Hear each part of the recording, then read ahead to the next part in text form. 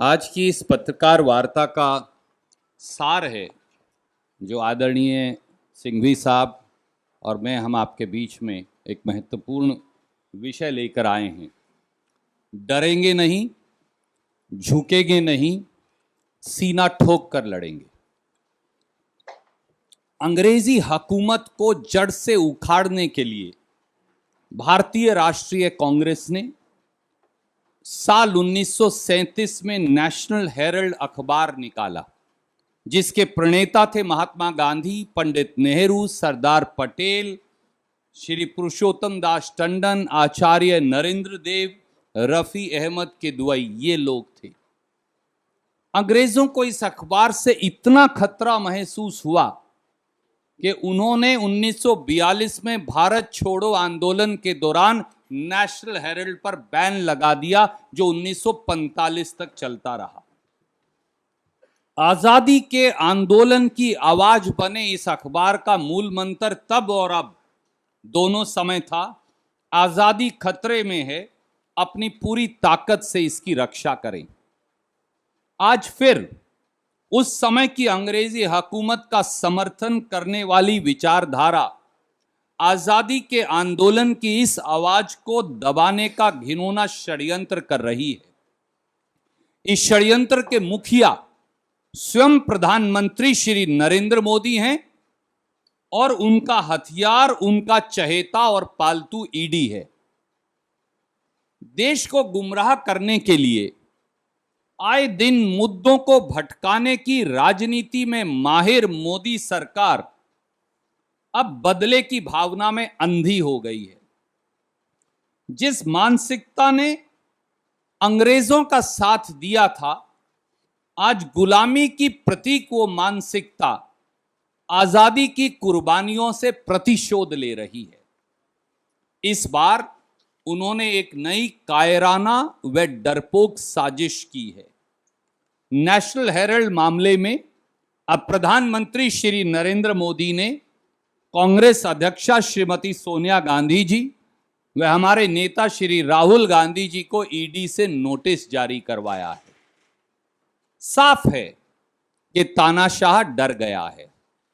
साफ है कि शासन के सब मोर्चों पर अपनी नाकामियों को छुपाने में विफल तानाशाह छटपटा रहा है। देश को गुमराह करने के लिए भारतीय राष्ट्रीय कांग्रेस के नेतृत्व के खिलाफ एक घिनौना और कायरतापूर्ण षड्यंत्र रचा जा रहा है।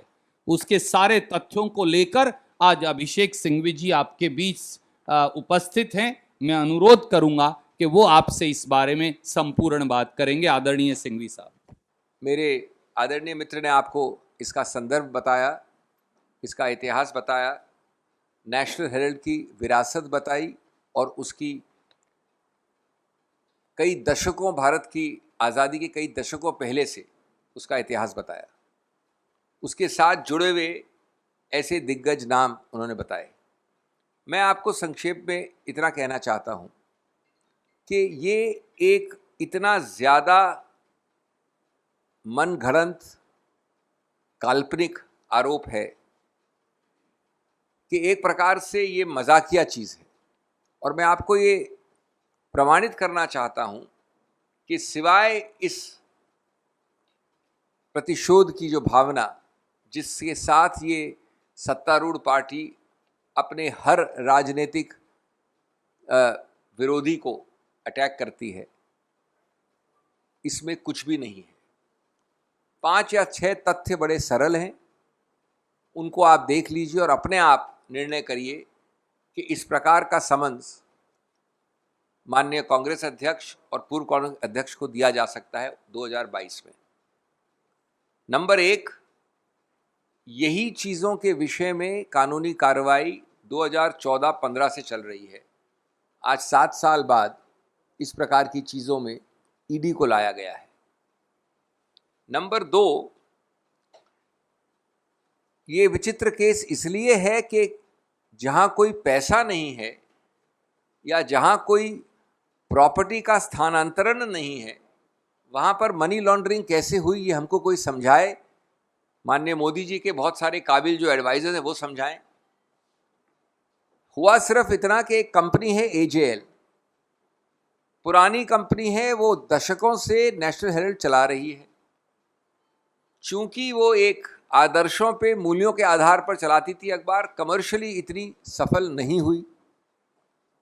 कई दशकों के दौरान लगभग 90 करोड़ रुपए जो सब दिए गए हैं औपचारिक रूप से, वो उसकी डेट हो गई, ऋण हो गया। उस कंपनी को फाइनेंशियली मजबूत करने के लिए आदर्शों और मूल्यों जिनके लिए वो खड़ी है, उसको मजबूत करने के लिए, इस ऋण को हटाने के लिए, उसके किताबों को साफ करने के लिए एक बड़ी सरल चीज़ की गई जो इस देश में हर कंपनी करती है, विदेश में हर कंपनी करती है। उसने इस ऋण को इक्विटी में परिवर्तित करने का निर्णय किया। ये इक्विटी में परिवर्तित करने से जो रुपया आया, उसका 67 करोड़ तुरंत भुगतान कर्मचारियों के वेजिस के भुगतान के लिए उनको भी दिया गया। सब कुछ औपचारिक रूप से हुआ। अब जब आप कन्वर्ट करते हो ऋण को इक्विटी में, तो आपको ये जो ऋण है उसको असाइन करना पड़ा एक और कंपनी को। ये वैसे किसी भी कंपनी को असाइन कर सकती थी, लेकिन नई कंपनी जिसको असाइन किया गया, जिसको स्थानांतरण किया गया, जिसको दिया गया, वो कौन थी ये जानना भी आवश्यक है। वो थी यंग इंडिया, जो एक विशेष प्रावधान कंपनीज एक्ट के अंतर्गत, सेक्शन 25 कहते हैं उसको, वो बनाई गई कंपनी जिसमें दो बड़े महत्वपूर्ण प्रतिबंध हैं। आम कंपनी की तरह नहीं, सेक्शन 25 कंपनी न तो कोई डिविडेंड दे सकती है, न प्रॉफिट, जिस प्रकार से कमर्शियली प्रॉफिट समझा जाता है, उसका इस्तेमाल कर सकती है। यानी अगर 10,000 करोड़ भी वो कमा ले तो एक पैसा भी ऋण के डिविडेंड के रूप में बाहर नहीं निकल सकता। इस कंपनी में वो 90 करोड़ या जो भी डेट था ट्रांसफर हुआ। दूसरी बात, जब ये कन्वर्ट होती है ऋण इक्विटी में, तो यंग इंडिया वैसी ही रहती है, सिर्फ वो शेयर होल्डर बन जाती है एजेएल में, और एजेएल के पास जितनी भी संपत्ति है, अचल या मूवेबल, वो सब एजेएल के पास ही रहती है। तो दूसरा बिंदु के एक पैसे का, एक अचल संपत्ति का, एक बिल्डिंग का, एक फ्लैट का, एक किसी चीज का स्थानांतरण, ट्रांसफर कहीं नहीं हुआ, किसी को नहीं हुआ, कभी नहीं हुआ। तीसरी बात, जो कुछ भी रुपया आया यंग इंडिया में कभी भी, ये किसी का आरोप भी नहीं है कि उसको बाहर दिया गया, डिविडेंड दिया गया, जो दे नहीं सकते सेक्शन 25 में। चौथा, कि जब वही सब चीज वैसी हैं तो मनी लॉन्ड्रिंग कहां से आती है? अनुच्छेद 50 जो मनी लॉन्ड्रिंग एक्ट के अंतर्गत है, उसके अंदर समझ आप कैसे इशू करते हैं? जो तर्क मैंने अभी आपको बताया, और वो चौथा बिंदु है मेरा, उसके अंतर्गत 2015 में ये केस बंद हो गया था। याद रखिए, 2014 के पहले का केस है ये। ईडी की तरफ से ये केस बंद हो गया। हमारे सत्तारूढ़ सरकार के लोगों को अच्छा नहीं लगा, उन्होंने ईडी में लोगों को बदला, हटाया,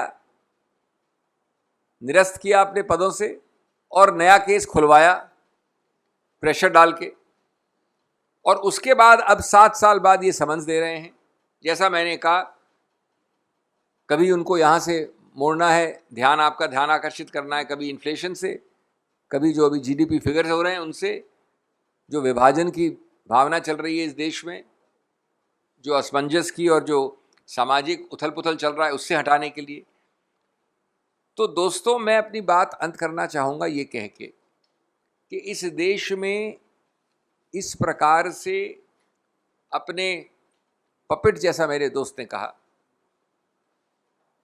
कभी ईडी, कभी सीबीआई, कभी आईटी का दुरुपयोग करके हर राजनीतिक विरोधी को, कश्मीर से कन्याकुमारी और गुजरात से पश्चिम बंगाल तक, डराना, धमकाना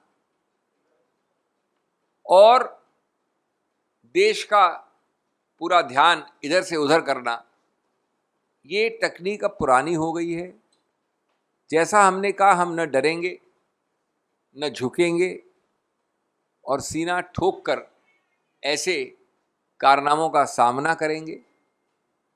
लेकिन आप एक बात समझ लीजिए कि कोई भी जो अक्षर ABC भी जानता हो कॉमन सेंस का या कानून का, वो ये नहीं कह सकता कि इसमें कोई मनी लॉन्ड्रिंग का केस शुरू भी होता है, बनिस्बत इसके कि उसकी कार्रवाई आगे जा सके।